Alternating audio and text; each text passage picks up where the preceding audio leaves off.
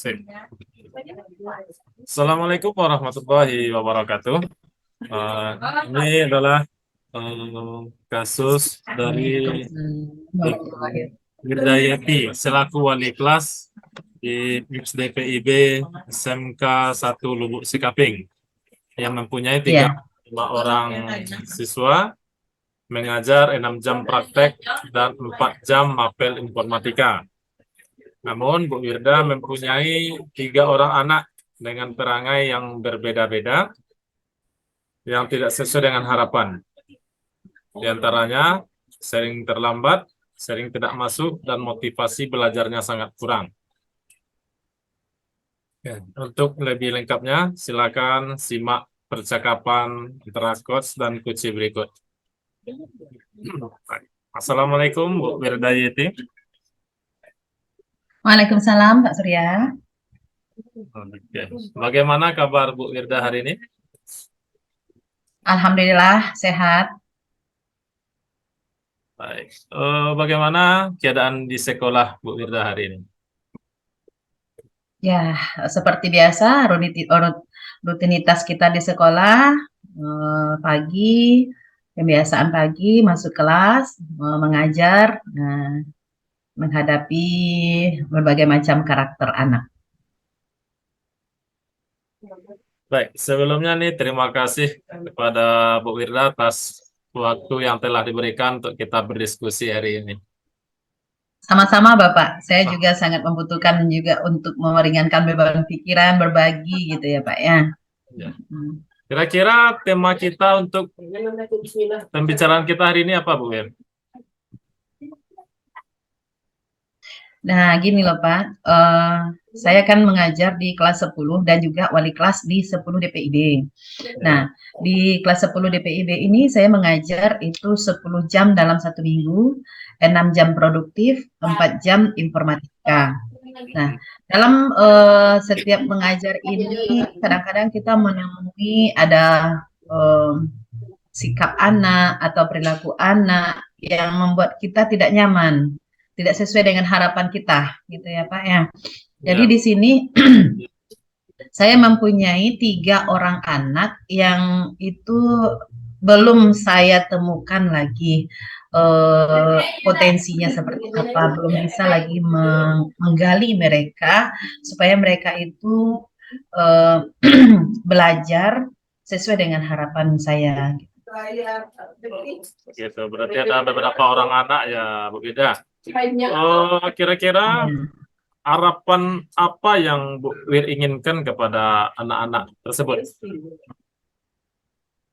Ya, seperti yang kita pahami bahwa SMK itu adalah sekolah menengah kejuruan, artinya mereka sudah duduk di bangku yang mereka sudah memilih peminatan apa yang mereka inginkan.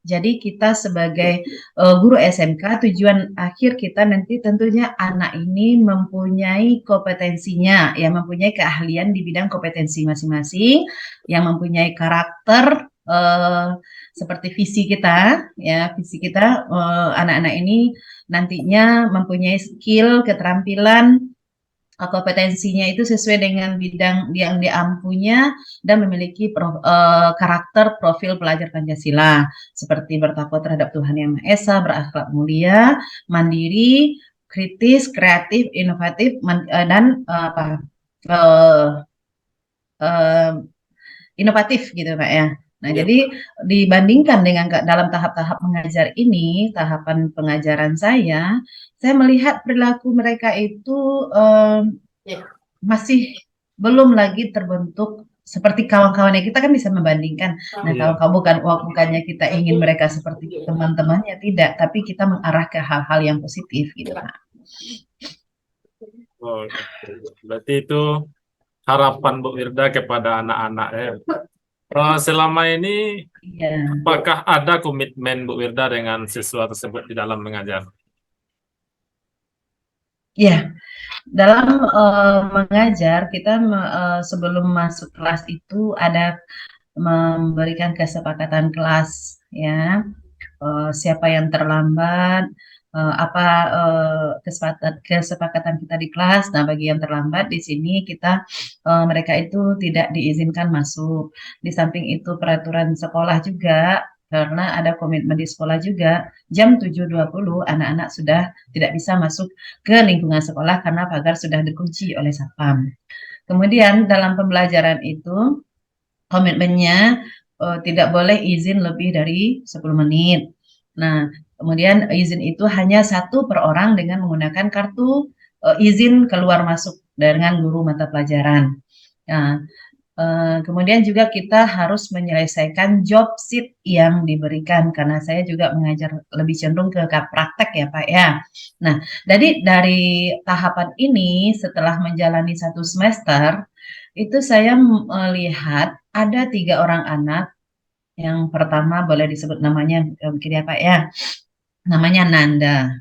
Nah, yang Nanda ini sering terlambat. Kemudian ada namanya Rangga. Yang Rangga ini motivasi belajarnya sangat kurang sekali. Seolah-olah dia tidak berada di dalam dirinya. Banyak melayang, belajar itu menerawang atau apa, ada sesuatu yang difikirkannya. Kemudian ada satu anak lagi yang memang jarang masuk. Namanya Rahmat. Nah, ini 3 anak ini saya merasa apakah di bidang yang saya ajarkan saja atau pas masuk dengan saya saja dia demikian. Ternyata dengan guru yang lain malah lebih parah. Karena saya wali kelasnya mungkin lebih ada ketakutan. Nah, jadi kami juga sudah berdiskusi dengan kawan-kawan teman-teman yang sama-sama mengajar di kelas PIB ini ya. Saya menanyakan tentang anak yang bertiga ini, ya rata-rata memang itulah keluhannya. Nah, karena sudah 1 semester itu saya juga sudah melihat nilai-nilai semesternya sudah nampak itu ya. Saya sudah berkoordinasi juga dengan guru BK masalah anak ini, dan juga sudah ada pemanggilan oleh guru BK. Itu Pak, yang tahapannya. Berarti 3 orang anak yang tidak sesuai harapan tuh ya Bu Ira. Dari permasalahan tadi itu, bagaimana cara Bu Wirda untuk mengatasi kesusahan anak tersebut, terutama yang 3 orang itu? Ya, ya, saya juga sudah melakukan pendekatan individu. Ya, yang pertama Rangga, saya pahami dia adalah saya bercerita dengan anak ini ya, kenapa tidak bisa ini melakukan membuat job sheet ini, tidak paham Bu, kenapa tidak paham, apa masalahnya, coba baca lagi langkah-langkahnya. Jadi memang kemampuannya mungkin ada yang lebih apa ya, tapi dia rajin masuk. Nah, dia rajin masuknya, tapi nyampenya belajarnya itu memang entah daya serapnya mungkin yang berbeda dengan apanya ya. Jadi saya tuntun juga, sudah saya tuntun. Cuman dari 5 job sheet yang udah diselesaikan oleh kawannya, dia baru 1. Nah, gitu. Dan untuk anak ini juga saya sudah melakukan perlakuan khusus juga. Nah, misalkan saya harus mendampingi yang kawan-kawan yang lain, saya minta tolong sama kawannya yang udah selesai. Nanda yang sudah selesai, tolong bantu Rangga. Nah, sampai ini kalau di komputer kan megang mouse gitu ya. Yeah. Nah, sampai dituntun memegang mouse pun dituntun gitu. Nah, ini klik ini. Nah, gitu. Itu untuk si Rangga. Nah, kemudian kalau untuk Nanda ini, dia terlambat. Saya juga manggil, kenapa Ananda terlambat? Terlambat bangun, Bu. Tapi saya melihatnya dia pagi itu ketemu dulu sama kawannya, pergi ke kedai. Nah, kedai yang dekat lingkungan sekolah sering itu saya lihat. Jadi sebenarnya dia tidak terlambat dari rumah, tapi mampir dulu ke kedai. Kadang-kadang anak-anak SMK ini mungkin apakah dia merokok atau apa, kan kalau di luar lingkungan sekolah kita tidak nampak. Tidak pantau ya. Jadi saya pantau beberapa kali. Kemudian saya panggil lagi gitu kan. Ibu lihat Nanda udah pakai sepeda motor pun ke sekolah, nggak ada alasan terlambat lagi. Ibu lihat juga Nanda pergi ke kedai itu ketemu sama kawan, pokoknya dia pandai lah berkilah gitu kan. Nanda kan tahu bahwa kalau lewat dari 7.20 itu pagar sudah dikunci. Iya Bu, pas kita nasihati dia berubah, besoknya berubah. Nah, lebih cepat masuk. Nah, namun sering dengan guru-guru yang lain itu sering juga tidak masuk. Kemudian yang ada ini juga tidak betah belajar. Sebentar izin. Nah, itu keluhan dari guru-guru yang lain. Ada aja alasannya untuk keluar itu. Mana yang perutnya sakit, memang agak mengganggu dia di proses pembelajaran kita. Kemudian ini si Rahmat lagi, ini yang lebih parah lagi nih. Jarang tidak masuk. Kemudian saya sudah diskusi juga dengan guru BK mengadakan pemanggilan orang tuanya juga. Karena poinnya sudah banyak yang alfa ya.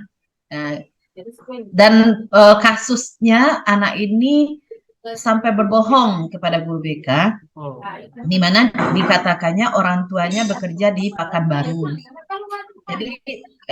Jadi guru BK kan minta nomor HP orang tuanya. Jadi dikasihlah nomor HP orang tuanya itu. Ternyata yang dikasihnya bukan nomor HP orang tuanya, bukan nomor orang ayahnya. Malah orang yang disewanya entah diminta tolong dia sama orang lain mengaku jadi orang tuanya. Sampai 3 kali ditelepon orang tua ini diminta ke sekolah tidak juga. Akhirnya guru BK melayangkan surat undangan pemanggilan orang tua itu ke teman dekat rumahnya. Ya. Kemudian datanglah orang tuanya ke sekolah karena ada surat itu kan, langsung dikasih sama anak ini, temannya ini ke orang tuanya, jangan kasih sama si Rahmatnya gitu kan. Datang orang tuanya, dalam pembicaraan kita ternyata terbongkarlah rahasia anak ini. Ternyata anak ini bohong. Tidak pernah orang tuanya yang menerima telepon dari guru BK. Jangankan 3 kali, 1 kali saja tidak pernah. Kenapa? Orang tuanya tidak punya hati. Kerja orang tuanya bertani. Dia membelikan HP adalah untuk anaknya. Nah, itu dia kasusnya, Pak. Nah, jadi sampai sekarang saya lagi mencari formula yang tepat bagaimana supaya anak ini kita gali potensinya gitu, Pak. Oke. Baik. Kapan akan Bu Wirda laksanakan rencana untuk supaya agar kasus mereka ini teratasi secepatnya? Kapan kira-kira akan Bu Wirda? Oh iya, Pak. Nah, iya, jadi kalau secara dengan guru BK kan udah nih Pak. Kadang-kadang mungkin sama guru BK kita sudah ada koordinasi juga, berkolaborasi juga dengan guru-guru yang lain gitu kan. Nah, saya berpikir mencoba karena kita sudah memahami tentang segitiga restitusi ya. Saya akan coba lagi mendekati anak-anak ini, pendekatan individu lagi dengan sistem coaching kita seperti coaching gitu kan, menggunakan segitiga restitusi. Semoga nanti ada perubahan untuk anak ini ke depannya. Jadi saya rencana dalam waktu dekat gitu Pak, kalau mereka itu sudah hadir di sekolah pas mengajar dengan saya langsung saya panggil. Tapi kalau tidak, saya akan mengontak di WA grup kita di kelas itu kan juga ada. Nah, mencoba pemahaman. Iya, itu rencananya Bapak. Oh, baik Bu Wirda. Dari sekian banyak rencana-rencana Bu Wirda yang akan dilakukan tadi itu, rencana mana yang kira-kira yang akan dilakukan terlebih dahulu gitu? Ya, saya pengennya mencoba dulu dengan konsep ini segitiga restitusi gitu Pak. Mudah-mudahan mereka ya jiwanya dia juga kita tahu apa masalah sebenarnya gitu kan. Kita menggali anak ini. Itu rencananya Pak. Oke. Baik Bu Irda. Berarti yang akan dilaksanakan itu dengan penerapan segitiga restitusi dalam waktu dekat ini mungkin sudah mulai dilaksanakan ya Bu Wirda ya. Insya Allah Bapak, saya akan coba minggu depan lah. Minggu depan berarti ya Bu Wirda ya. Baik Bu Wirda, setelah kita bincang-bincang sharing seperti ini, apa yang Bu Wirda rasakan saat ini? Iya, awalnya saya tidak terpikir untuk melakukan segitiga restitusi, tapi setelah Bapak mencoba menggali-menggali saya terus, saya mencari, kemarin saya lebih cenderungnya menyerahkan permasalahan ini ke guru BK. Oh, Dan bukan saya lepas tangan, tidak, tapi karena sudah ada kolaborasi dengan guru BK, saya merasa sudah nyaman. Cuman yang saya sendiri belum ada melakukan pendekatan yang ini, jadi kepikiran gitu. Nah, pas Bapak bicara-bicara, oh iya, kenapa tidak dengan kita coba dengan segitiga restitusi? Nah, gitu Pak. Jadi saya merasa agak lega lah, ada oh, ada jalan untuk aksi kita ke depan. Gitu. iya. Oke, Bu Ers. Berarti dengan adanya sharing kita ini, Bu Wirda menemukan solusi. Mudah-mudahan ini bisa mengatasi anak yang 3 orang tadi supaya mereka bisa menjadi sesuai dengan harapan yang kita inginkan. Baik, Bu Wirda, kalau begitu, eh, 2 minggu lagi kita akan ngobrol kembali. Saya mau dengar cerita dari Bu Wirda kembali. Terima kasih atas waktunya, Bu Wirda. Assalamualaikum warahmatullahi wabarakatuh.